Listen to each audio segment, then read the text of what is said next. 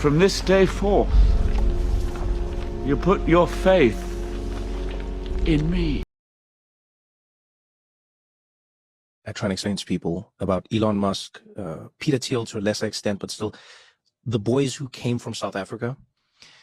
Oh God, that's right. Yeah, they've all been touched. I'm fascinated by it because I don't think it's coincidence that these guys have all lived in and around apartheid South Africa, right, and have now gone into the world and are starting to export with a vision of how it should be. Yeah. And many of the elements sound exactly like apartheid South Africa. The basic idea was that we could never win an election on getting certain things because we were in such a small minority. But maybe you could actually unilaterally change the world without having to constantly convince people and beg people and plead with people who are never going to agree with you through a technological means. And this is where I think technology is this incredible alternative to politics. He's basically saying that his political ideology is so unappealing that it'll never win elections. And that's one thing he's right about, because he's railed against women having the right to vote, complained so much about diversity, and written some really disgusting stuff about sexual assault and consent. But he knows that he can use technology as a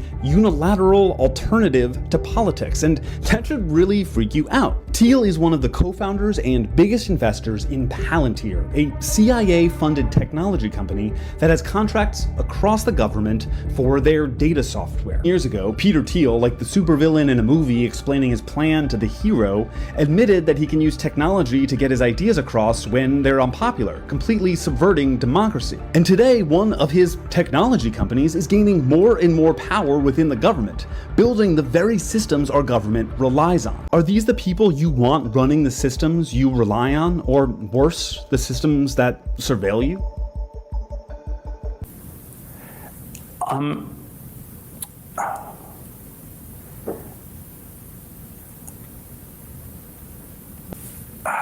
I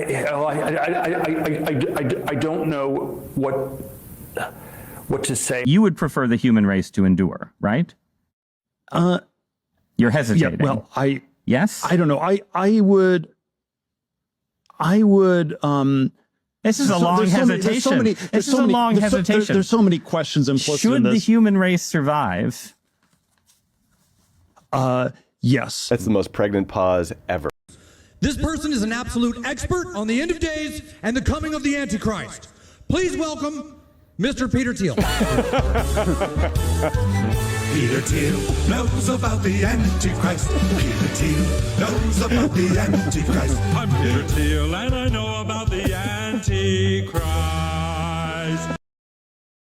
The Antichrist would take over the world is you talk about Armageddon nonstop. You talk about existential risk nonstop. In our world, it's far more likely to be Greta Thunberg.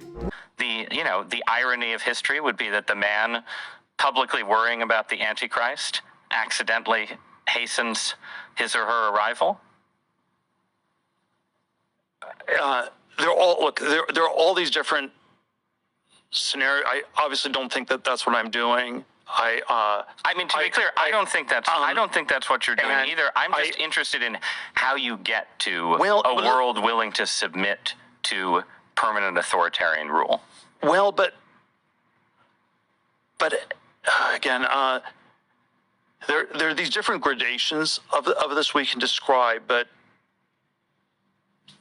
is this so preposterous, what I've just told you, as a broad account of the stagnation that the entire world has submitted for 50 years to peace and safetyism? This is 1 Thessalonians 5:3. The slogan of the Antichrist is peace and safety. 1 Thessalonians 5:3, the slogan of the Antichrist is peace and safety. Rational arguments, he says, don't make people resist. Religion does. Listen to this. If you strip it from the biblical context, you can never make people afraid enough to fight, unquote.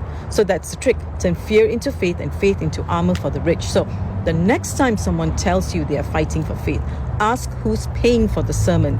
The Antichrist he talks about isn't coming for him and his billionaire friends. It's already here in the mirror they look into. The political megadonor just wrapped up a stint of 2-ish hour lectures titled The Antichrist, a 4-part lecture series. which he delivered to sold-out crowds in San Francisco. During the seminars, Thiel, who described himself to the audience as a small O Orthodox Christian, reportedly argued that putting any limits on technological development would destroy America and roll out the red carpet for totalitarianism, in addition to simply being bad for business. And the Antichrist somehow fits into that, of course. But it seems Thiel thinks the only way to get his message across is in the extremity of a religious context. Without it, he argues, people simply won't take his warning seriously.